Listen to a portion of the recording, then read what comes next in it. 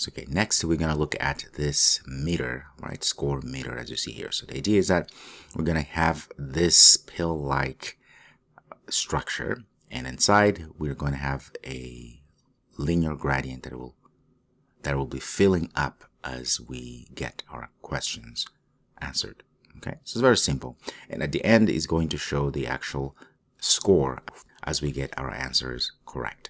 So inside of questions here, what I can do, let me close this down so we have more space. I'm going to create another composable.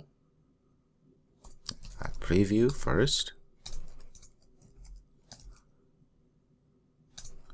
and then I'm going to call this show progress, and I'll have to pass a score. It's going to be an int, and for now it's going to be 12, just so we have something. And then here I'm going to create a row and pass in a modifier. Give a general padding of 3 dp.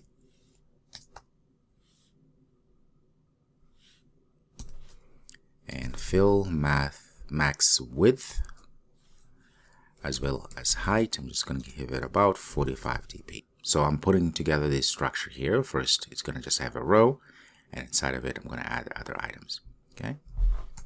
Okay, so next I'm going to actually say border. The width of this border, let's say 4 dp, and I'm going to add a brush.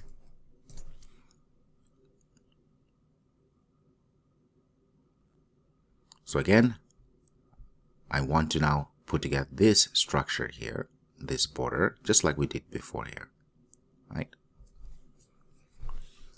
So I'm going to say brush, linear gradient. There are different kinds of gradients, but we'll use linear. And I'm going to pass the colors here. It's going to be a list of colors, so list of, and I'm going to pass the colors. Well, nothing very exciting here. I'm going to go to app colors. I'm going to use the same M light purple, and again M light purple, like this. Okay, so I'm using the same colors. Let's pass a shape, and I'm going to say rounded corner shape, and it's going to be about 34 dp, all corners. All right, I'm going to say dot clip the shape. It's going to be rounded corner shape.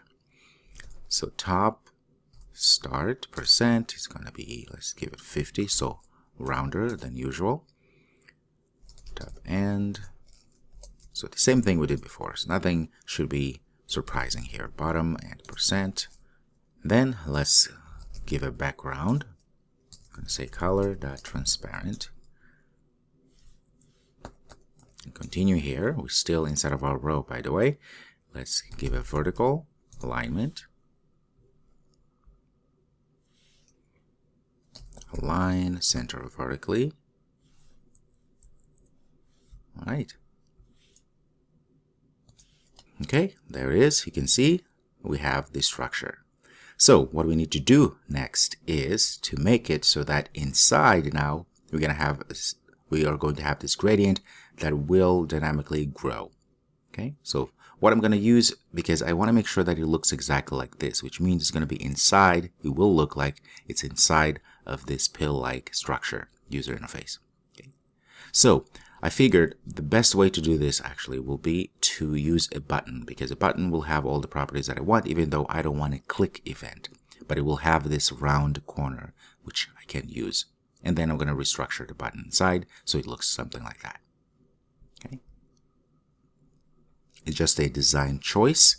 All right, so inside of our row here, I'm going to say button. Don't need to pass anything. And I'll click, say content padding, and I'm going to say padding values, and pass in this case just 1.dp. So if you hover over here, it's going to say when we pass a content padding, that means the content inside is going to create a padding of all dp along all 4 edges. So right, so that's what we need. You will see later, because we are trying to create something inside that will look very natural inside of our pill-like structure there. Okay, let's add a modifier.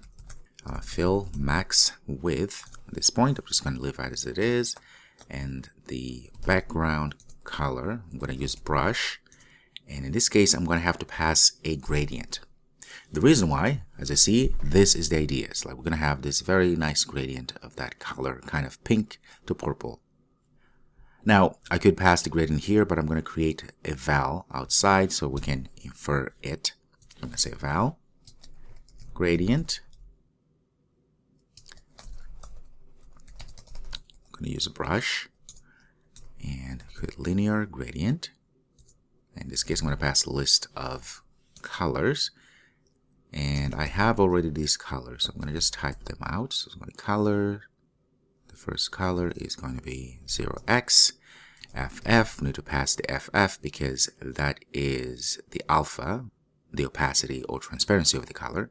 And then I'm going to say this long 75 like this. And then pass another color. This has to be color, not colors. All right, there we go. So now I have my gradient here. So it's going to be, as you can see, there are the colors are showing here. This kind of pink to this, I would say, light purple.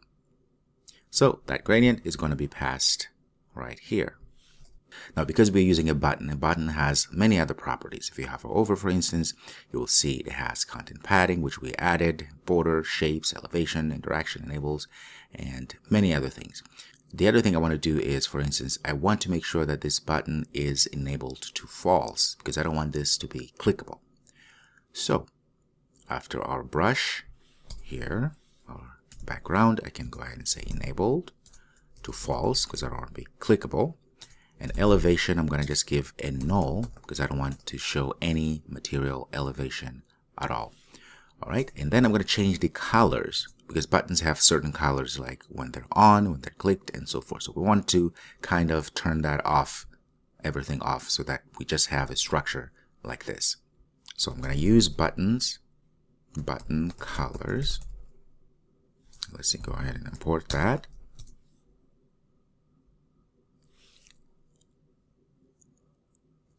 And for the background, I'm going to say color.transparent. I'm going to get rid of all of that. And disabled background color is also going to be color.transparent. Let's take a look. All right, very good. It's looking really good.